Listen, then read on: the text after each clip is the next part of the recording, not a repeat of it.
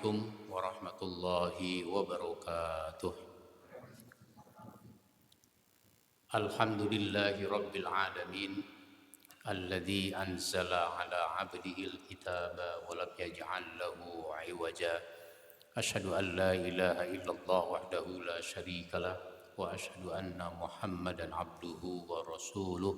Allahumma salli wa sallim wa barik ala nabiyyina Muhammadin wa ala alihi wa ashabihi ajma'in, amma ba'd.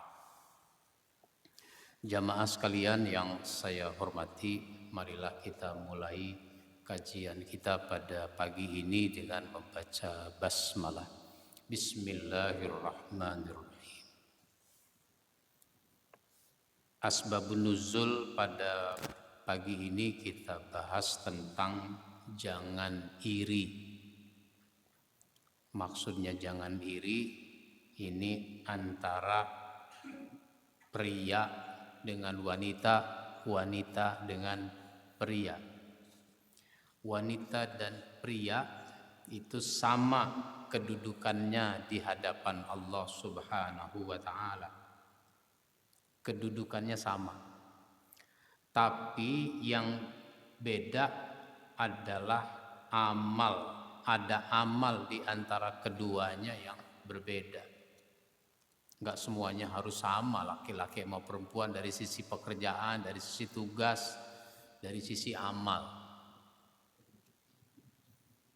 Yang sama itu adalah kedudukannya di hadapan Allah Subhanahu wa ta'ala.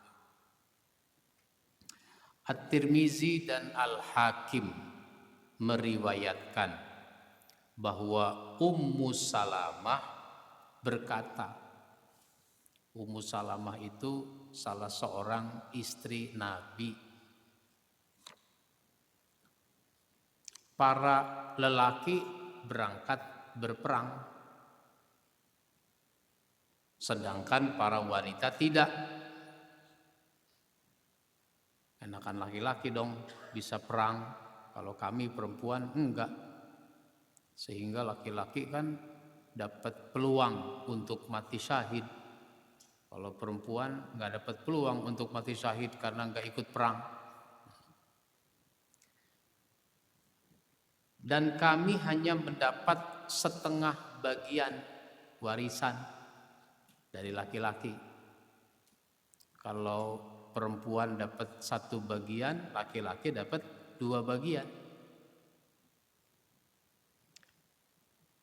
Selain itu, Ibnu Abi Hatim meriwayatkan bahwa Ibnu Abbas berkata, suatu hari seorang wanita mendatangi Nabi Sallallahu Alaihi Wasallam. Lalu dia berkata, ya Rasulullah, seorang lelaki mendapat 2 bagian dari perempuan, dan kesaksian 2 orang perempuan sama dengan kesaksian 1 orang lelaki. Apakah dalam amal ibadah nasib kami memang begitu? Ini seolah-olah ada kesan wanita itu iri dengan laki-laki. Laki-laki jadi khotib, perempuan malah nggak ikut sholat Jumat, dikecualikan dari kewajiban ibadah Jumat. Sehingga orang nanya, kalau perempuan ikut sholat Jumat sah apa tidak? Boleh apa tidak? Ya boleh kalau mau ikut Jumatan. Cuma buat nampung laki-laki aja masjidnya udah nggak muat. Sehingga ada masjid Jumatan sampai ke jalan keluar. Bahkan bukan ke jalan kayak begini, jalan lingkungan, ini jalan raya. Ada masjid sholat Jumat itu sampai ke jalan raya ditutup. Di mana tuh ya? Itu di Tanah Abang, Jalan Mas Mansur, ada masjid. Kalau kita dari Pejompongan itu kan belok kiri ke arah Tanah Abang, ngelewatin pintu kereta. Nah, ada masjid di situ.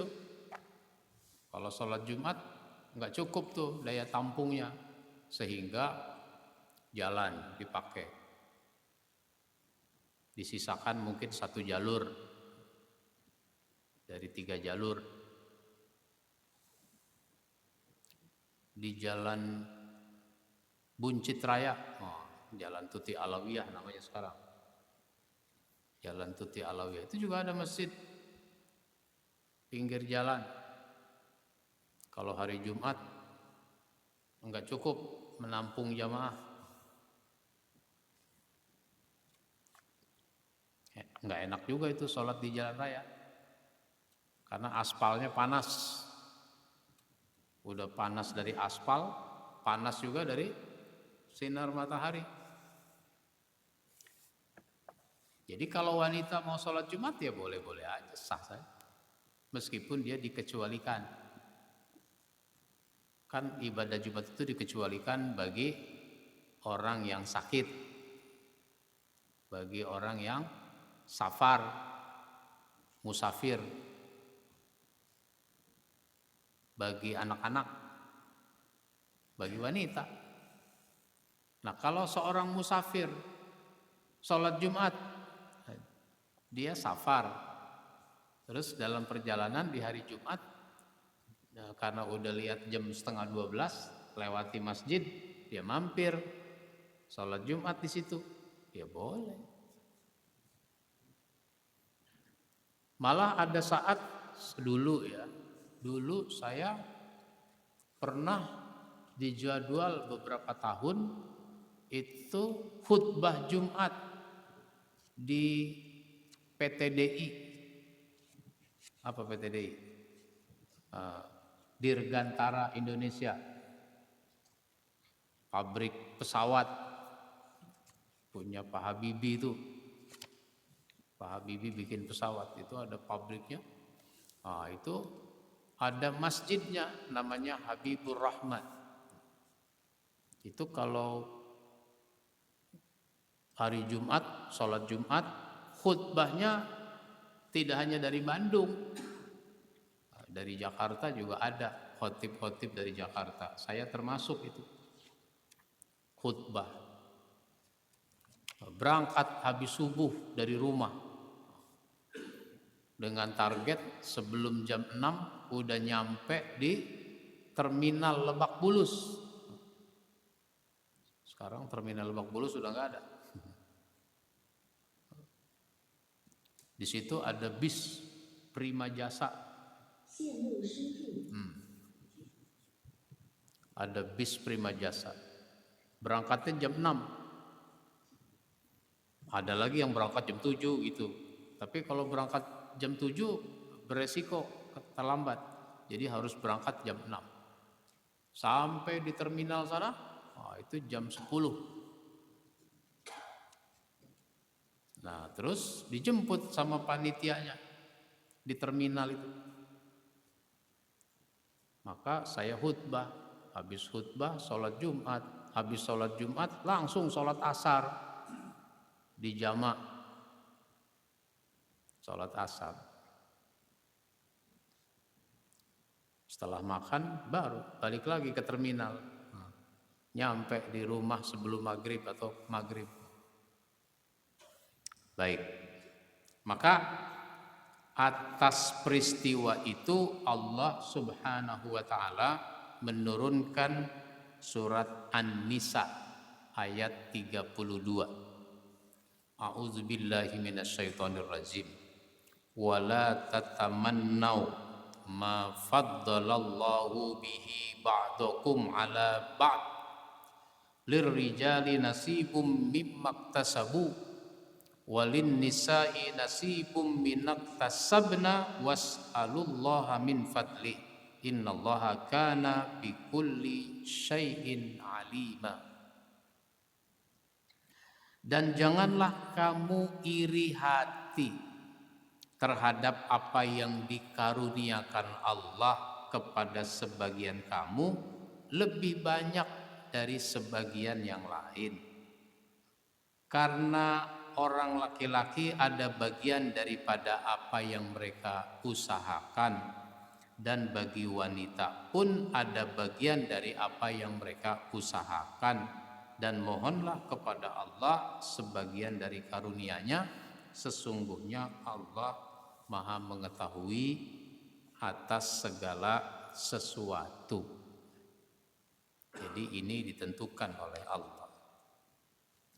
Pelajaran hikmah yang kita ambil pertama, setiap muslim harus ridho atas apa yang ditetapkan oleh Allah.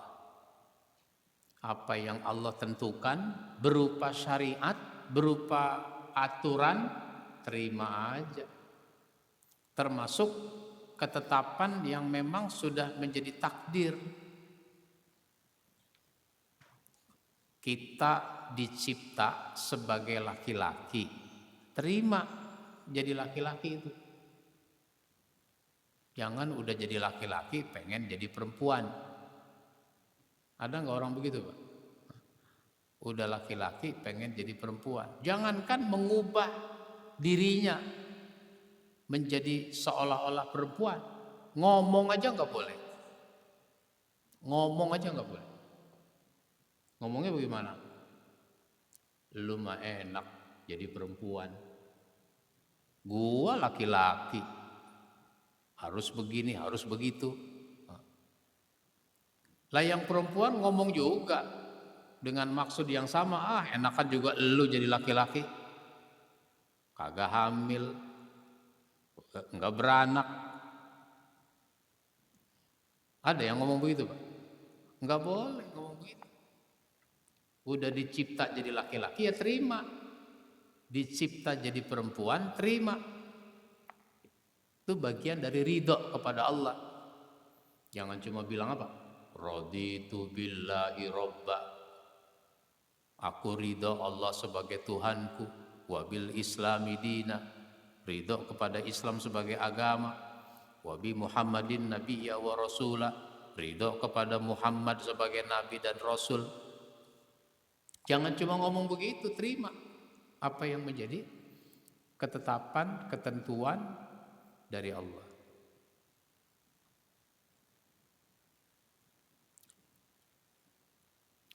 Begitu juga syariatnya, apa yang disyariatkan oleh Allah, terima. Kita disuruh sholat 5 waktu, terima.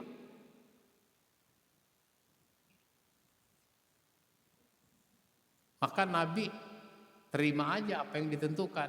Cuma Nabi kan mendapat masukan ketika dulu Isra Mi'raj. Disampaikan kepadanya sholat 50 waktu. Nabi terima. Nah, cuma kan ketika turun ketemu dengan Nabi Musa. Ada apa ini? Engkau dipanggil oleh Allah. Saya dapat perintah. Perintah apa?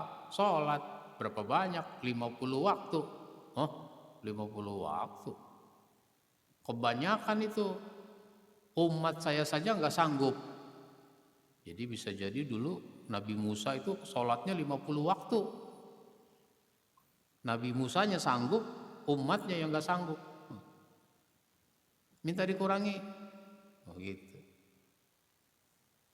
Gimana Pak kalau sholat 50 waktu? Udah nggak sempat WA itu.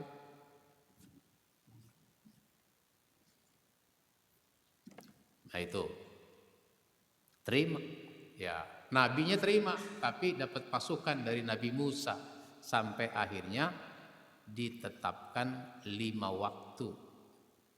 Bukan Allah nggak tahu, tapi ini bukti bahwa Nabi Muhammad itu nerima saja apa yang ditentukan oleh Allah. Nah, maka sekarang kita sebagai umatnya harus terima apa yang sudah ditetapkan Allah. Kamu harus sholat Jumat, terima. Jangan pakai nawar. Sholat Jumat kalau waktunya zuhur kayaknya kurang enak. Satu, orang masih pada kerja, memang istirahat tapi kan buat makan, udah gitu panas. Yang enak sholat Jumat itu sore kek, sekalian menjelang maghrib. Ya gak begitu. Emang Allah tetapkannya waktu zuhur, ya waktu zuhur laksanakan. Sehingga kaum muslimin sudah harus hadir di masjid paling lambat 5 menit sebelum khotib naik mimbar. Tapi sayangnya masih banyak yang gak terima ini, gak terima ketentuan ini. Akhirnya dia sih datang, cuma datangnya udah iqomat. Saya ini kan khutbah tiap Jumat, saya lihat bagaimana perilaku jamaah. Saya sudah baca wala zikrullahi akbar, kemudian iqomat. Itu masih ada yang baru datang. Datang bukannya masuk ke masjid, ke tempat wudhu. Bisa jadi di tempat wudhu dia mau kencing dulu. Bahkan ada saya berkhutbah, kan gedung-gedung itu banyak tuh di Jakarta ngadain sholat Jumat, nggak ada masjidnya, ngadain di tempat parkir atau bikin masjidnya di basement di tempat parkir. Sehingga kalau hari Jumat itu masjid mobil-mobil nggak boleh parkir di situ kalau menjelang Jumat. Karena masjidnya kecil, jamaahnya banyak. Ini gedung berapa lantai? Gitu. Gedung-gedung tinggi. Masjidnya daya tampungnya paling cuma 200 orang. Misalnya begitu, jamaahnya banyak. Akhirnya tempat parkir itu dikosongkan. Nah, saya lagi khutbah, itu tempat wudhu situ. Saya lihat sambil khutbah sambil ngelihat orang berwudhu, antriannya panjang. Sampai keluar tuh antrian orang wudhu. Mestinya saya udah selesai nih khutbah, tapi saya perpanjang uraiannya.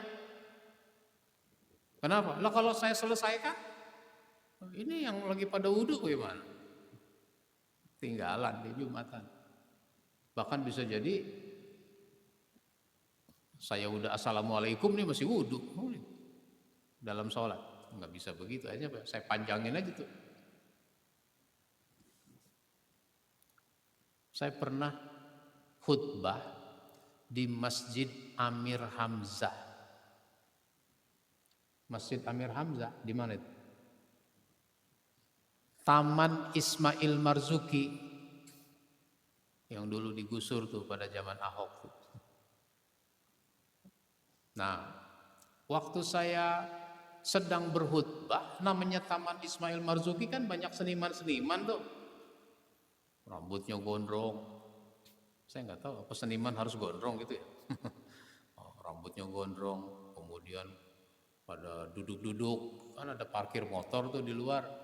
Pada duduk-duduk di situ di motor sambil ngobrol. Mereka berhadap-hadapan gitu kan. Ini motor ini. Nah, dia duduk situ ngobrol sambil merokok. Lah saya yang lagi khutbah jadi heran, ini orang muslim apa bukan? Kalau muslim mestinya dia udah duduk di masjid ini. Saya ingin cari tahu jadinya. Maka khutbah saya percepat. 10 menit selesai khutbah. Setelah itu sholat. Sholat itu saya pilih bacaan yang pendek. baca watini sama baca wal asri, sehingga sholat selesai lebih cepat dari biasanya. Lah itu ketika saya selesai khutbah, langsung tuh yang duduk-duduk pada ngobrol tadi itu bubar. Nah, ketika selesai sholat, assalamualaikum, assalamualaikum, saya balik badan, menghadap ke jamaah, menghadap keluar. Ternyata itu satu saf itu jadi masbuk, ketinggalan rokaat.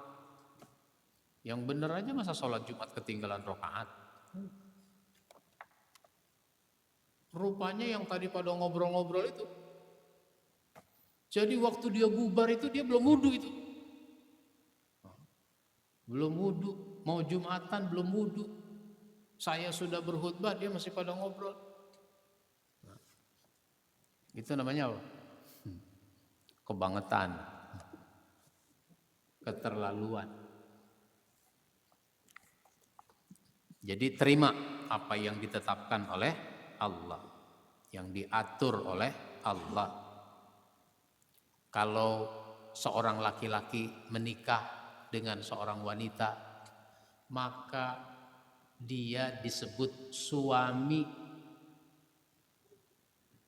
Wanita yang dinikahi oleh seorang laki-laki, maka dia disebut istri. Suami, istri. Suami laki-laki, istri perempuan. Lah ini ada orang aneh. Laki-laki jadi suaminya. Bukannya perempuan yang jadi suami, laki jadi suami. Perempuan kan jadi istri, ini laki-laki jadi istri. Aneh. Itu penyakit.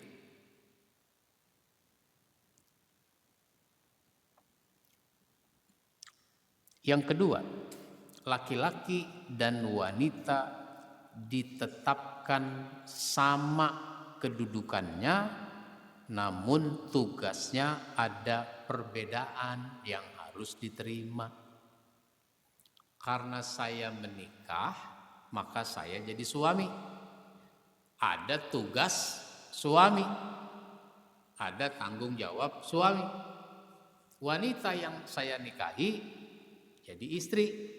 Karena jadi istri ada tugasnya, ada tanggung jawabnya tersendiri. Begitu.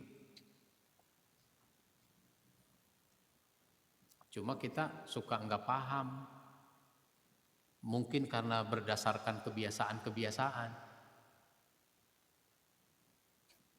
Misalnya ada seorang suami lagi ngejemur pakaian yang habis dicuci. Ada orang lewat. Pak, kenapa bapak yang jemur, emang kagak ada istri? Seolah-olah urusan begitu adalah urusan istri. Enggak begitu juga. Enggak ada salahnya laki-laki ngejemur.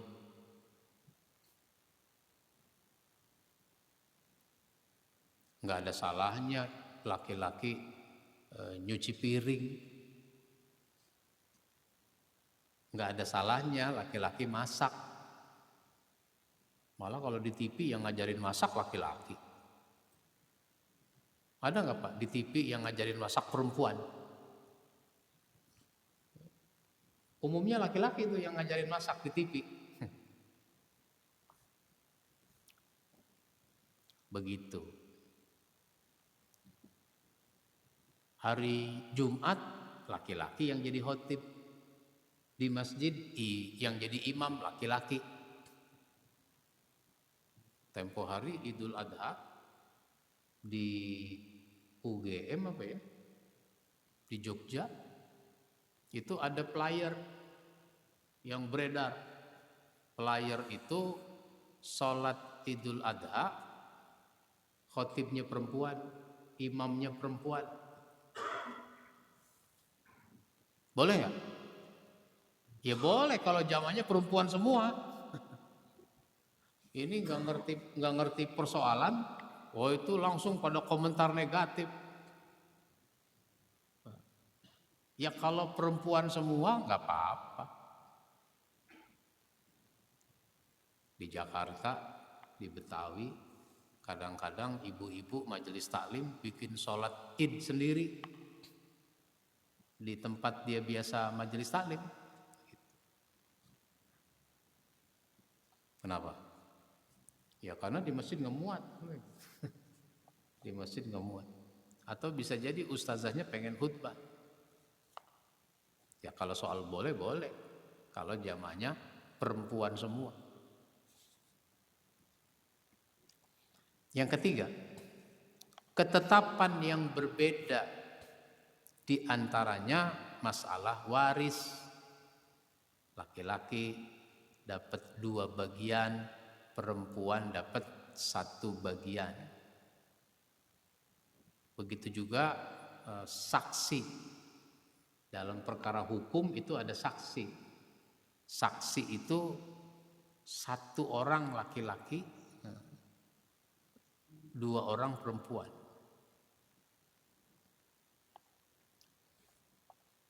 Perang, wanita tidak dilibatkan dalam perang. Tapi seandainya wanita ikut perang, tugasnya bukan maju ke medan tempur. Tugasnya apa? Ya, misalnya urusan perawatan pasukan yang luka-luka, menyiapkan logistik, makanan, minuman. Jadi perempuan di barisan belakang urusannya. Meskipun begitu dulu ada sahabat wanita, sahabiah, itu ikut perang, kecamuk perang. Dan dia berhasil membunuh banyak musuh. Kenapa? Karena sudah terpaksa, sudah terdesak. Karena pasukan muslim terdesak. Dia turun tangan kira-kira begitu. Oleh karenanya wanita tidak boleh iri hati dalam masalah ini karena Allah yang lebih tahu. Allah yang punya aturan, yang menetapkan aturan, Allah lebih tahu kenapa dia mengatur begitu. Dengan begitu maka ada berbagi tugas antara laki-laki dengan perempuan.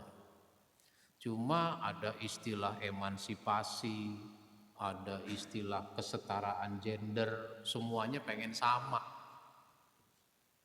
Nggak bisa, mau disamakan semua. Yang sama itu kedudukannya, siapapun beramal soleh itu akan ada nilainya di hadapan Allah. Laki-laki beramal soleh, perempuan beramal soleh, ada kedudukannya, ada nilai. Bukan semuanya harus disamakan. Dalam rumah tangga yang mencari nafkah itu adalah suami. Nyari duit itu suami.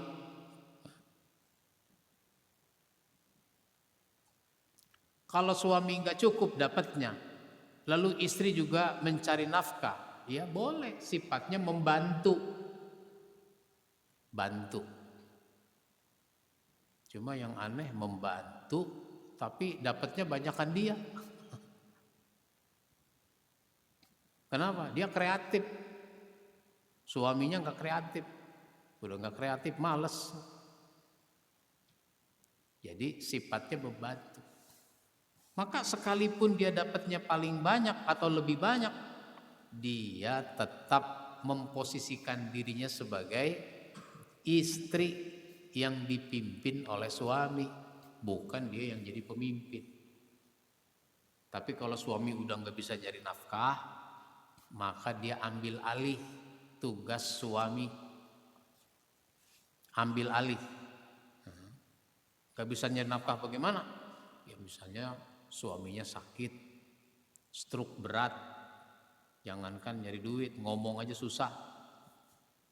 Ya sudah, suami sudah nggak bisa menjalankan tugasnya, diambil alih oleh istrinya. Nah, nggak apa-apa. Jadi sifatnya membantu. Maka kalau suami dapatnya sedikit atau malah lagi nggak punya duit, istri membantu, silahkan. Itu namanya sedekah istri kepada suami. Dulu ada seorang sahabat namanya Abdullah bin Mas'ud. Abdullah bin Mas'ud itu sholat subuh di masjid. Istrinya juga ikut sholat subuh di masjid. Setelah sholat subuh, katakanlah kalau bahasa kita, ceramah. Nabi menyampaikan ceramah. Ceramahnya tentang sedekah. Harus sedekah, keutamaan sedekah, sedekah sesuai kemampuan dan sebagainya. Pulang, setelah itu bubar, pulang. Sampai di rumah, istrinya masuk ke kamar.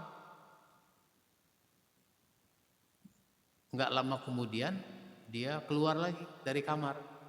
Masih memakai pakaian yang menutup aurat.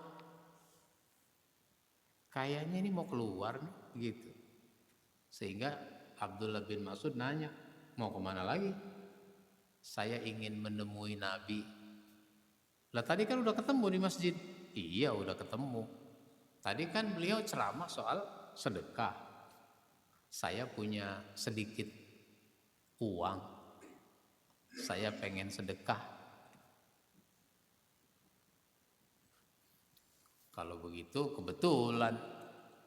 Kebetulan kenapa? Sedekahnya sama saya aja. Saya lagi nggak punya duit. Hah? Sedekah sama kamu? Iya. Lah emang ada pahalanya? Ya ada dong. Masa sedekah nggak ada pahalanya? Karena anggapan dia namanya sedekah sama orang lain. Mestinya suami sama istri. Bukan istri ngasih suami. Oh udah saya mau tanya dulu. Ya udah tanya. Nah, pergi dia. Di rumah Nabi ada Bilal. Bilal, tolong dong tanyain kepada Rasul, kalau istri sedekah sama suami ada pahalanya apa enggak? Rasul jawab, bukan cuma ada bu pahalanya, malah ada 2 pahalanya. Satu pahala sedekah seperti biasa, tiap orang sedekah pasti ada pahalanya. Yang kedua, pahala mengokohkan hubungan keluarga.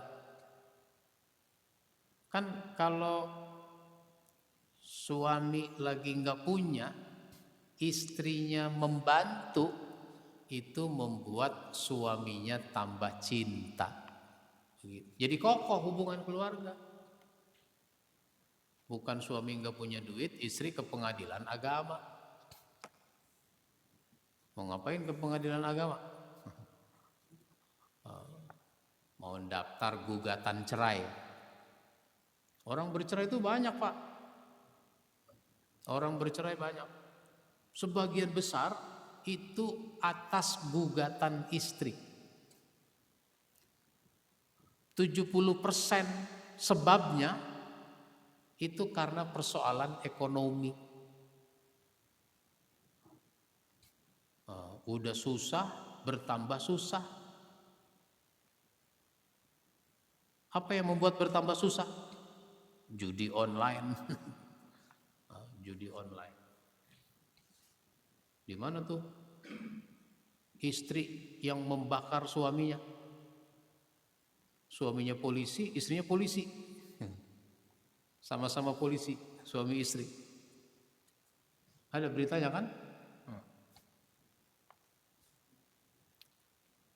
Nah, suami susah, istri bantu.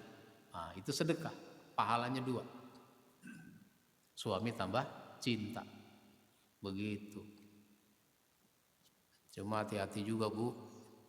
Suami kadang-kadang kalau begitu cinta suka lepas kontrol ngomongnya. Terima kasih, ini saya dibantu. Kamu emang orang baik. Kalau ada satu lagi kayak kamu saya mau. Jelek buntutnya. Baik, silahkan ada yang mau menyampaikan tanggapan, pertanyaan.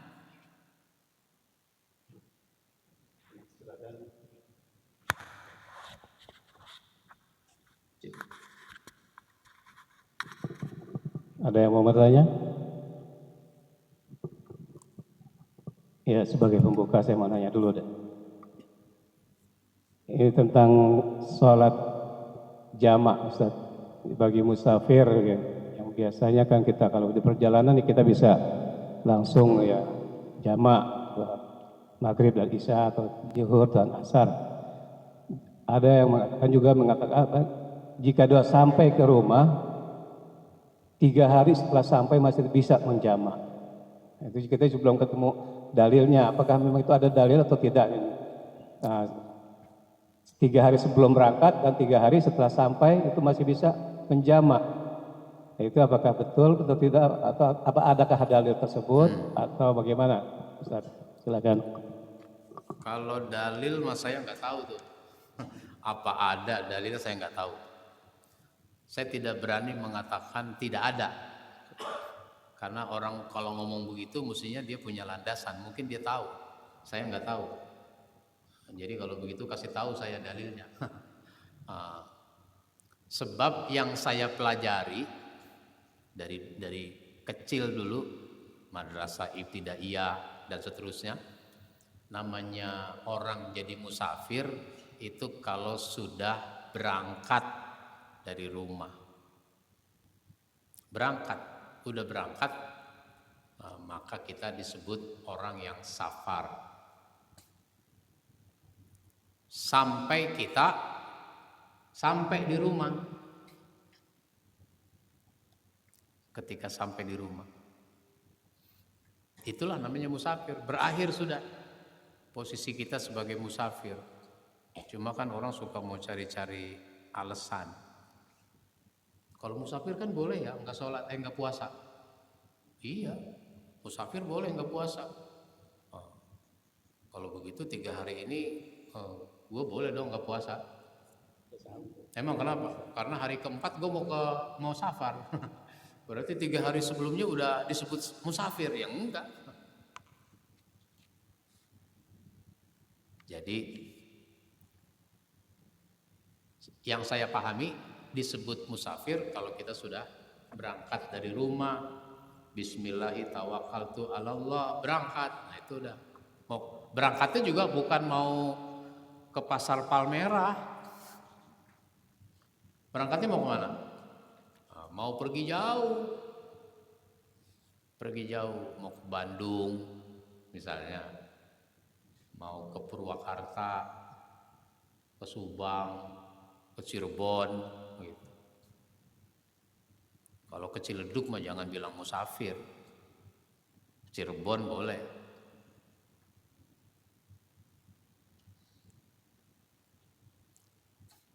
Mau kemana Pak? Mau safar? Kemana? Ke Cipulir, pasar Cipulir. Kok disebut safar? Itu kan banyak orang Padang. Itu kan rasanya sama kayak ke Padang. Ya nggak begitu. Ketemunya sama orang Padang, makannya nasi Padang. Ya, jangan bilang musafir kalau begitu.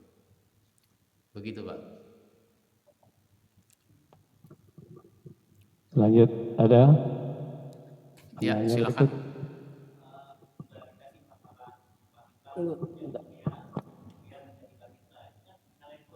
Ya.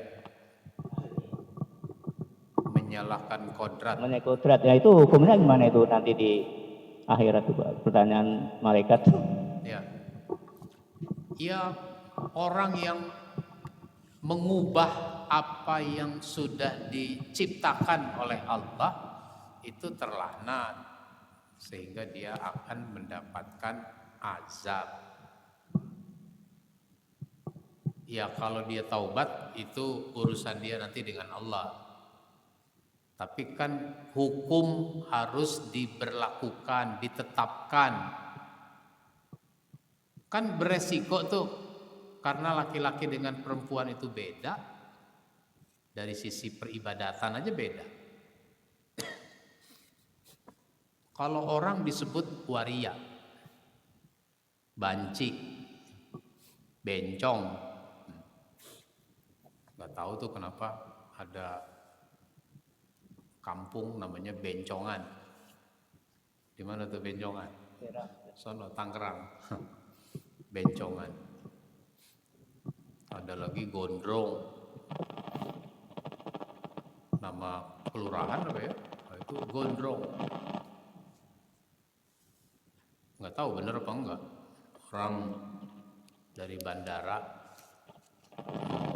naik ojek. Ini mau sampai mana Pak? Sampai Gondrong. Tukang ojeknya botak. Wah, nggak mau Pak, kelamaan sampai Gondrong mah. Saya nggak tahu bener apa enggak itu. Apa cuma bercanda? Nah, kalau dalam hukum kan beda.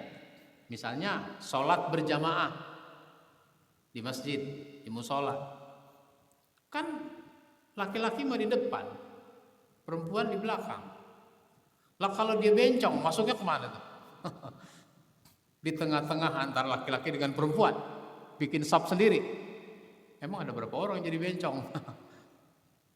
Nah, itu kacau tuh. Kalau udah diubah-ubah itu hukum jadi kacau. Apalagi, lah kalau dia sholat dia pakai sarung apa pakai mukena? Pakai mukena apa pakai peci? Nah itu begitu. Terus kalau dia mati, ini dia dimandikan sebagai laki-laki apa sebagai perempuan? Sebab kalau dia laki-laki, petugasnya laki-laki. Kalau dia perempuan, petugasnya perempuan.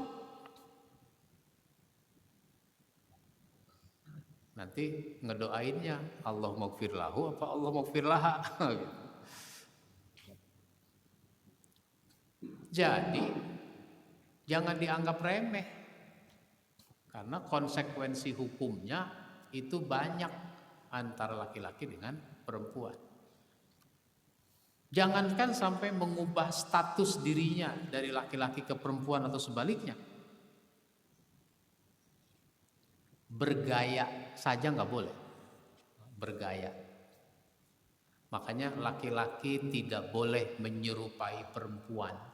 Perempuan tidak boleh menyerupai laki-laki. Kadang-kadang tuh dulu ada pelawak laki-laki, tapi dia tampil sebagai perempuan. Emang kalau dia tetap laki-laki nggak lucu apa? Sehingga dia harus jadi perempuan gitu dalam lawakan. Nggak boleh. Ya kalau emang dibutuhkan yang berperan sebagai perempuan, ya cari pelawak perempuan kan gitu. Jangan laki-laki dipakein daster. Begitu Pak. Jadi dia diazab.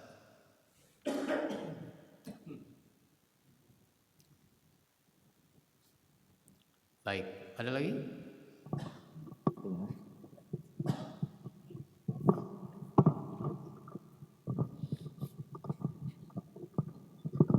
Bismillahirrahmanirrahim. Ustadz izin tanya, di kota-kota besar itu kan semakin menjadi suatu hal yang wajar seorang istri bekerja gitu.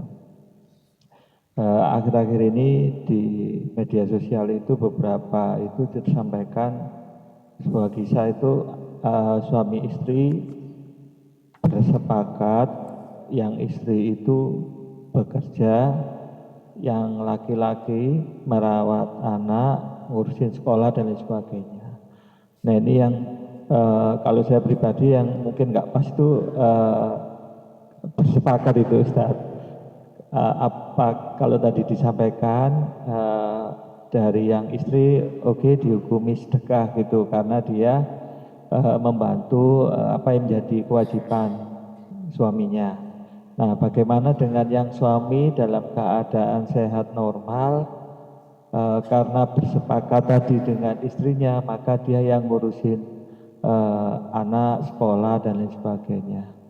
Barangkali mungkin ada pencerahan Ustaz. Terima kasih. Baik. Perempuan itu bekerja satu tadi karena suaminya tidak punya penghasilan yang cukup, kebutuhannya banyak, sehingga dia dibantu oleh istrinya, sehingga istrinya bekerja, berusaha. Yang kedua, ada kalanya orang bekerja itu sebagai bentuk pengabdian terhadap ilmu yang dimilikinya. Misalnya istrinya itu punya ilmu kebidanan, maka dia jadi bidan. Dibutuhkan, bidan perempuan itu dibutuhkan,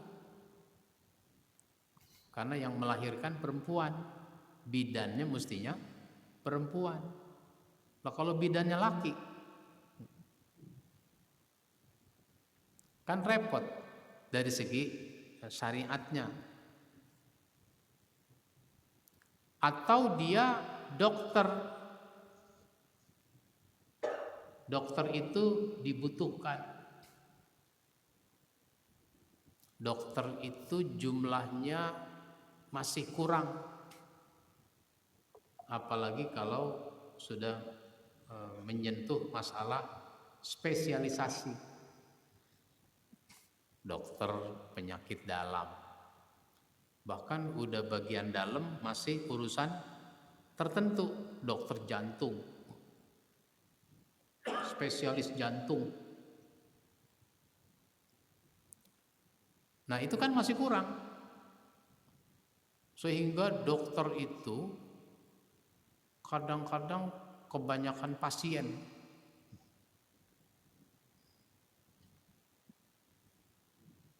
Dapat nomor berapa Bu antriannya? 130. Dokter jantung itu pasiennya dapat nomor 130. Masih ada lagi di belakangnya. Itu namanya kebanyakan pasien. Akhirnya apa? Ya karena BPJS misalnya jadi banyak, sehingga orang nggak merasa puas konsultasi ke dokter itu. Mau kontrol cuma dikasih obat, nggak ditanya-tanya, cuma dikasih resep. Nungguinnya lama, 2 jam 3 jam nungguin dokter, pas sudah masuk nggak ditanya, cuma dikasih resep. Kenapa? Dokter udah tahu apa penyakitnya, bagaimana, udah obatnya masih sama apa yang dulu. Nah, jadi kalau keilmuannya memang dibutuhkan. Nah, sebenarnya kesepakatan seperti itu tidak bagus, karena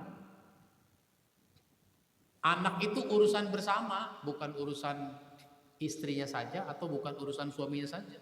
Anak itu urusan bersama. Dan si anak itu membutuhkan perhatian dari keduanya, dari bapak dan ibu. Jangan seorang ibu, wah pokoknya urusan anak urusan lu dah. Ngomong sama laki begitu. Terus urusan duit bagaimana? Urusan duit urusan gua. Lu tenang aja, yang penting anak lu urus. Ya nggak begitu juga. bahwa bapaknya ngantar ke sekolah itu soal teknis namanya sudah. Tapi pada prinsipnya anak itu urusan bersama. Karena anak membutuhkan perhatian dari kedua orang tuanya. Memang anak harus mandiri, tapi juga jangan dilepas begitu saja.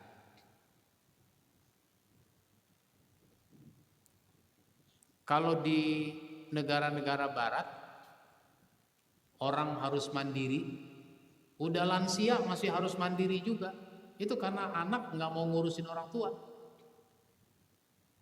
Akhirnya dia harus bisa mandiri. Karena nggak ada pelayanan dari anaknya. Ke pasar sendiri, pakai kursi roda misalnya. Kursi roda ada tombol-tombolnya sehingga kursi roda itu nggak pakai didorong gitu, bisa jalan sendiri tuh. Ya nggak gitu-gitu amat. Sebab orang lemah itu membutuhkan pelayanan.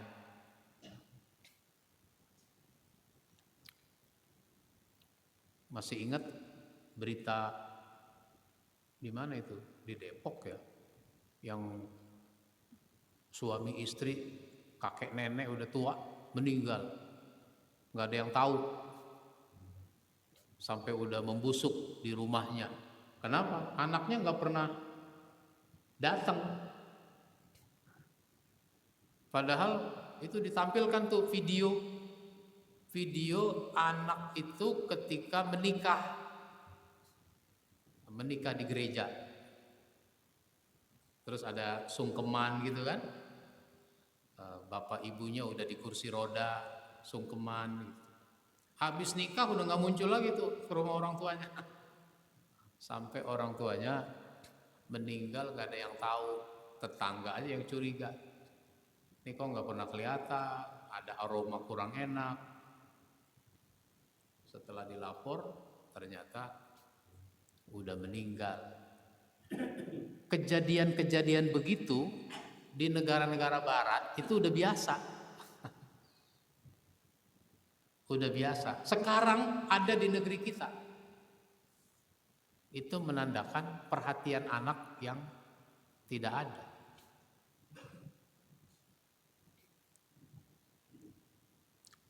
Ya kalau di mana? Di Cina, di Jepang, itu udah biasa. Bahkan panti jompo itu jadi pilihan. Kenapa? Karena ini orang sudah tidak produktif. Orang tua sudah tidak produktif. Udah pakai panti jompo aja.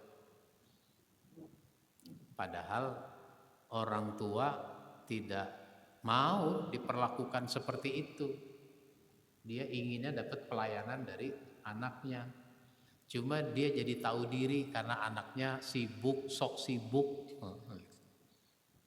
Sibuk dibikin-bikin. Akhirnya orang tua tidak dilayani. Dan sekarang jumlah orang tua itu makin banyak.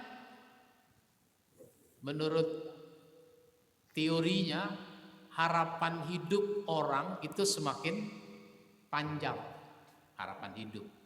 Sehingga di negeri kita lansia itu makin banyak. Itu harus ada antisipasi di mana anak harus diberi pengertian untuk memberi perhatian kepada orang tuanya. Nah, sekarang orang punya rumah kecil, tapi yang tinggal di rumah itu sudah 4 generasi.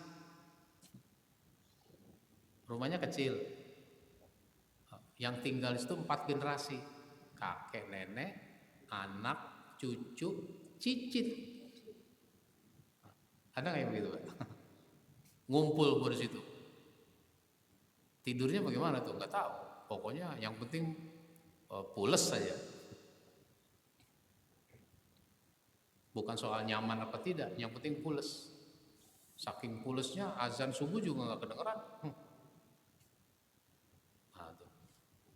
Baik, ada lagi? Ya, silakan.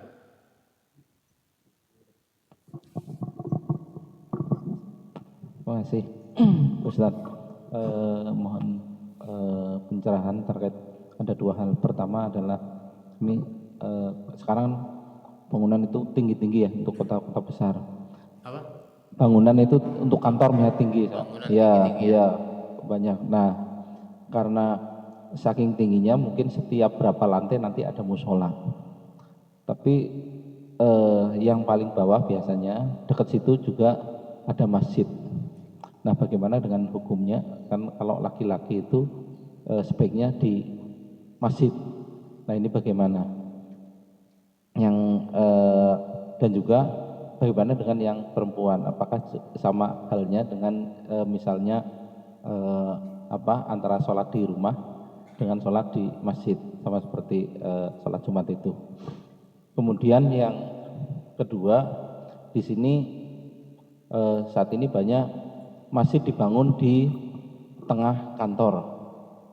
Nah, sehingga pada saat misalnya hari Sabtu atau Minggu tidak ada yang azan.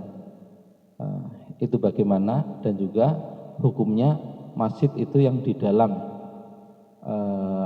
misalnya lingkungan kantor ya, itu tidak bisa diramaikan oleh masyarakat sekitar. Terima kasih. Baik. Ini perkembangan kehidupan kita.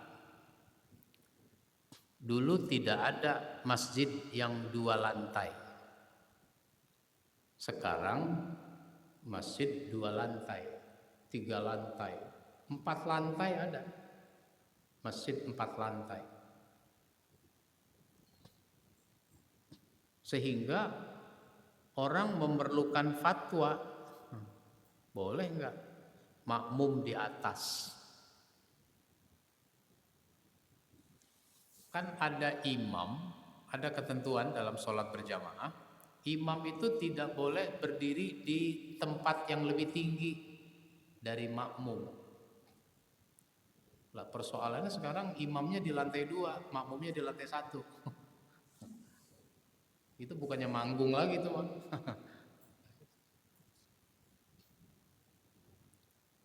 Sampai di Masjidil Haram 4 lantai.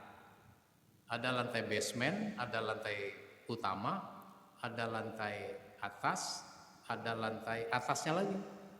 Atapnya itu kan gak pakai genteng ya. Di paling atas tuh dipakai juga. Terus bagaimana juga dengan melontar? Ya dulu melontar itu, sekarang melontar ada di atas, ada di atasnya lagi. Itu perkembangan sekarang. Nah, dalam konteks gedung itu orangnya banyak. Saya khutbah di Wisma Mulia di Jalan Gatot Subroto. Dulu Telkomsel kantornya di situ. Telkomsel sewa 1 lantai yang kosong kalau hari Jumat itu untuk sholat Jumat. Waktu itu sewanya 15 juta begitu untuk sholat Jumat. Saya nggak tahu kotaknya dapat berapa itu. Nah, itu kan cuma buat orang Telkomsel 1 lantai itu yang buat sholat Jumat. Ada kantor lain namanya Faiko. Itu bikin sholat Jumat juga di lantai 8. Gedung itu ada masjid di belakangnya. Masjid. Cuma kan masjid itu daya tampungnya juga tidak cukup banyak. Lalu saya khutbah juga, itu kan gedung itu ada gedung parkir. Gedung parkir itu di atasnya lagi tuh ada ruangan kantor juga. SKK Migas tuh di situ. Saya diundang khutbah di SKK Migas di atas gedung parkir lantai 8 apa gitu. Jadi di satu lokasi itu ada 4 sholat Jumat. Begitu kantor-kantor kita sekarang. Di mana lagi? Di Masjid Jenderal Sudirman. Masjid Jenderal Sudirman itu 4 lantai masjidnya itu. Tapi nggak cukup karena ini tower dibangun lagi. Sampai ada kantor di gedung itu, dia mengadakan sholat Jumat sendiri. Kenapa? Masjidnya udah nggak nampung sampai ke jalan. Luar jalan itu ditutup kalau hari Jumat. Belum lagi ada orang-orang yang mau sholat Jumat di situ dari luar. Maka itu bisa dimaklumi kondisinya begitu. Masjid misalnya di lantai 1 atau di basement, tapi setiap lantai ini ada musola. Kalau mereka keluar semua, turun untuk sholat di masjid yang di basement itu persoalan lain adalah antrian liftnya itu. Liftnya antri lama, sementara waktunya sangat terbatas. Sehingga orang bikin sholat berjamaah di musola lantai sekian. Ya itu masih bisa dimaklumi selama berjamaah. Bagusnya orang berjamaah.